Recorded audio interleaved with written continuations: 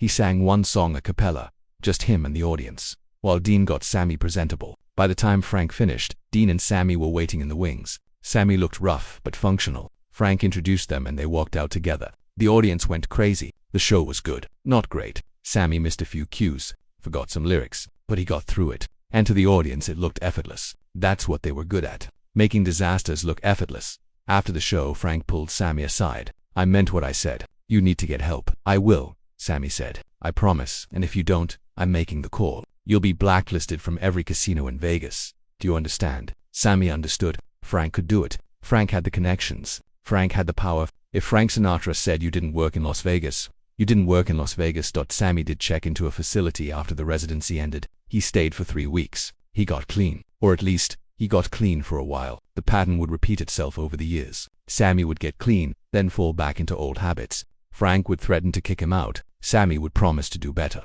And the cycle would continue. But something changed after that night in the suite on the 14th floor. Frank stopped covering for Sammy's absences. If Sammy didn't show up for rehearsal, Frank rehearsed without him and let Sammy deal with the consequences. If Sammy was late, Frank started the show without him. Frank had drawn a line, and Sammy, for the most part, tried not to cross it. Years later, in 1989, Sammy Davis Jr. was dying of throat cancer. Frank went to visit him in his house in Beverly Hills. Sammy could barely speak.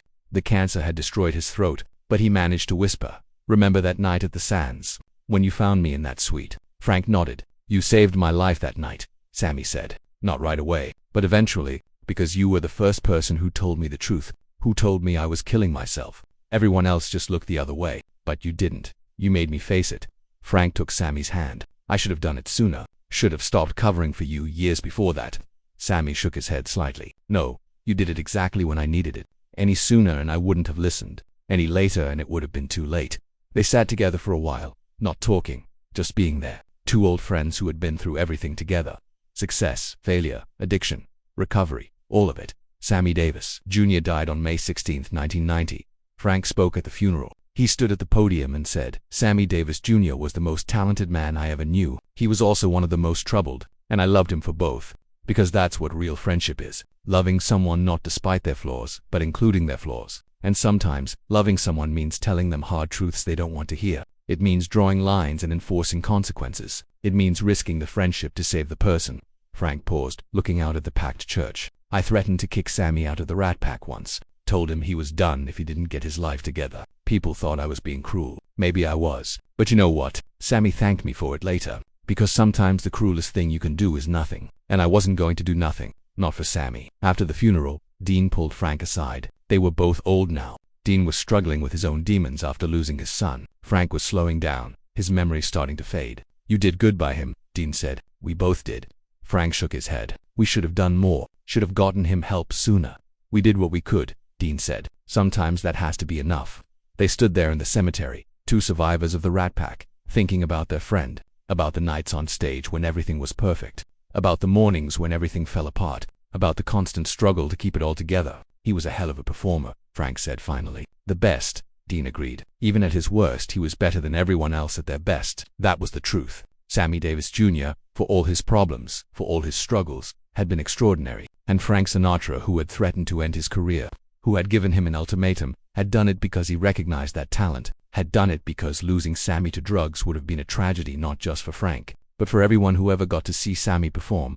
That night at the Sands, when Frank had walked into that suite and seen Sammy high out of his mind 30 minutes before showtime, Frank had made a choice. He could have covered for him, could have canceled the show and made excuses, could have enabled Sammy's destruction the way so many people in Hollywood enabled each other's destruction. But Frank had chosen the harder path, the path of consequences, the path of truth, and it had saved Sammy's life. Not completely, not permanently, but enough to give Sammy another 29 years, 29 more years of performing, of making people laugh, of showing the world what talent looked like when it was undeniable. Frank Sinatra died 8 years after Sammy, in 1998, and in those final years, when reporters would ask him about the Rat Pack, about the glory days, Frank would always mention that night. "People think being friends means always saying yes," Frank said in one of his last interviews. "But real friendship sometimes means saying no, means drawing lines, means loving someone enough to risk losing them. That's what I did for Sammy, and if I could go back, I'd do it again, because he was worth fighting for, even when that meant fighting him." Frank Sinatra was sitting in his dressing room at the Sands Hotel when Dean Martin walked in and closed the door. It was February 8th, 1960. 30 minutes before they were supposed to go on stage with Sammy Davis Jr. for the opening night of their biggest residency yet. 3 weeks, sold out. Every major Hollywood name in the audience. The Rat Pack at the height of their power. But Dean's face told Frank something was wrong. "We've got a problem," Dean said. Frank set down the drink he'd been nursing. "What kind of problem? Sammy's not here." "What do you mean he's not here? The show starts in 30 minutes. Dean sat down on the couch. "He's not in his dressing room. Nobody's seen him since this afternoon. I sent someone to his suite. He's not there either." Frank felt his jaw tighten. This wasn't the first time. Sammy had been late before, had missed rehearsals, had shown up minutes before showtime looking like he'd been up for 3 days straight, but never completely missing. Not on opening night. "Where the hell is he?" Frank asked. Dean shrugged. "Your guess is as good as mine. Could be with a woman. I could be at a blackjack table. Could be passed out somewhere. Who knows?" Frank stood up and walked to the door. "I'll find him." "Frank, we've got less than 30 minutes. Even if you find him right now, he's not going to be ready to perform." Frank stopped with his hand on the doorknob. "What are you saying?" "I'm saying we might need to do the show without him. You and me. Tell the audience Sammy's sick or something." "We can't do that. People paid to see all three of us. The posters say the Rat Pack. That means you, me, and Sammy." Dean stood up. "I know what it means. But if Sammy's not here, he's not here. We can't create him out of thin air." Frank's voice went cold. "Find him. I don't care how. You've got 25 minutes. Dean started to protest, then saw the look on Frank's face and decided against it. He left to organize a search. Frank sat back down and tried to control the anger building in his chest. Sammy Davis Jr. was the most talented performer Frank had ever worked with. More talented than Dean. More talented than Frank himself. If Frank was being honest, Sammy could sing, dance, do impressions, play instruments, tell jokes. He was a complete entertainer. But he was also unreliable, and Frank was getting tired of covering for him. 20 minutes later, Dean came back. "We found him where?" "In a suite on the 14th floor, with 2 showgirls and what looks like about $3,000 worth of cocaine on the coffee table." Frank closed his eyes. "Is he conscious?" "Barely. He's high out of his mind. There's no way he can perform tonight." Frank stood up. "Take me to him." They went up to the 14th floor. The suite belonged to some high roller from Texas who had given Sammy the key. Frank opened the door without knocking. The scene was exactly what Dean had described. Sammy was on the couch, his shirt unbuttoned, his eyes unfocused, laughing at something one of the showgirls had said. There was cocaine on the table, empty bottles everywhere. The room smelled like cigarettes and perfume and bad decisions. "Everyone out," Frank said. The showgirls looked at Sammy. Sammy looked at Frank. "Hey Frank, want to join the party?" "I said everyone out now." His voice left no room for argument. The showgirls grabbed their things and left. Dean closed the door behind them. Frank walked over to the couch and looked down at Sammy. "You've got 15 minutes to get downstairs and on stage." Sammy laughed. "Frank, man, I can't perform right now. I don't care what you are. You've got a show to do." Sammy tried to focus on Frank's face. "I need a little more time. Give me an hour. I'll be fine." "You don't have an hour. You have 15 minutes." Sammy's expression changed. The easy smile faded. "Frank, I'm serious. I can't go on like this. Look at me. I am looking at you. And what I see is someone who's about to throw away everything we've built because he can't stay away from cocaine and showgirls for one goddamn night." "That's not fair," Sammy said, his voice rising. "I've been working my ass off for months. I'm tired. I needed a break."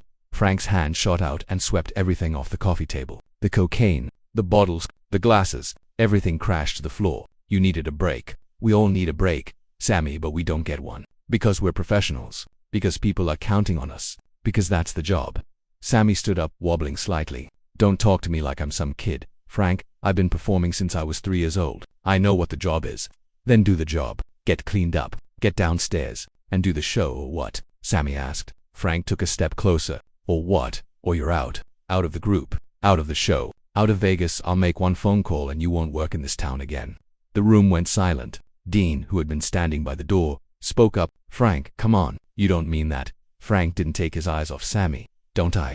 Tell me, Dean, how many times have we covered for him? How many times have we rearranged rehearsals because he was too hungover to show up? How many times have we made excuses to producers and club owners and reporters about why Sammy couldn't make it?" Dean didn't answer, because they both knew it was true. Sammy had been getting worse for months. The drugs, the gambling, the women, the constant chaos. And Frank and Dean had been enabling it because Sammy was Sammy, because the show needed him, because they loved him. "You can't kick me out," Sammy said. His voice was shaken. "This is the Rat Pack. It's you, me, and Dean. You can't do it without me.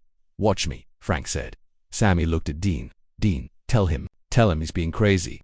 Dean was quiet for a long moment. Then he said, "I think you should get cleaned up and do the show, Sammy."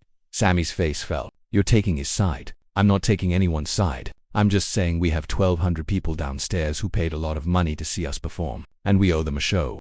Sammy sat back down on the couch. He put his head in his hands. I can't do this right now. I'm too messed up. I'll forget the words. I'll miss my cues. I'll make us all look bad. Frank sat down next to him. When he spoke again, his voice was quieter. Sammy, look at me. Sammy looked up. You're the most talented guy I know. You can sing circles around me. You can dance better than anyone in Hollywood. When you're on, there's nobody better. But this, Frank gestured at the destroyed coffee table, at the evidence of what Sammy had been doing all afternoon. This is going to kill you. Maybe not today, maybe not tomorrow, but eventually it's going to kill you. And before it kills you, it's going to destroy your career. I've got it under control, Sammy said. No, you don't. If you had it under control, you'd be in your dressing room right now getting ready for the biggest show of the year. Instead, you're up here so high you can barely stand. Sammy's eyes filled with tears. You don't understand, Frank. You don't know what it's like being me. Being the only black guy in the group, having to use the service entrance at hotels because they won't let me through the front door, having people love me on stage and hate me off stage. It sits too much sometimes, and the drugs, they help, they make it bearable. Frank was quiet for a moment. Then he said, You're right, I don't know what that's like, and I'm not going to pretend I do. But Sammy, the drugs aren't helping you. They're destroying you, and I'm not going to sit here and watch you destroy yourself. So what do you want me to do? I want you to get help, real help, not just promises that you're going to stop. I want you to check into a facility after this residency is over. Get clean, figure your shit out, and then come back. Sammy wiped his eyes. And if I don't, Frank stood up, then we're done. I'm not going to keep covering for you. I'm not going to keep making excuses. And I'm not going to let you drag me and Dean down with you. Sammy looked at him for a long moment. You'd really kick me out? After everything we've been through? Yes, because sometimes the kindest thing you can do for someone you love is to stop enabling them. Dean and I have been helping you by covering for you. But we're not helping you. We're helping you kill yourself faster. Dean walked over and put his hand on Sammy's shoulder. Frank's right. Sammy, you need help. And we'll be there for you. But you have to actually get help, not just talk about it. Sammy nodded slowly. Okay, I'll do it. After the residency, I'll check into some place, I promise. Frank didn't look convinced. I've heard your promises before. This time I mean it, Sammy said, because I don't want to lose this. I don't want to lose you guys. Frank checked his watch. We've got 5 minutes until showtime. Can you perform? Sammy stood up. He was steadier now. The conversation had sobered him up slightly. Yeah, I can perform, you're sure? I'm sure. Frank nodded to Dean. Get him cleaned up. I'll stall the audience. Frank left the suite and went downstairs. The showroom was packed. He walked out on stage alone. The audience applauded. Frank held up his hand. Ladies and gentlemen, we're going to start just a few minutes late tonight. Technical difficulties. But I promise you it'll be worth the wait.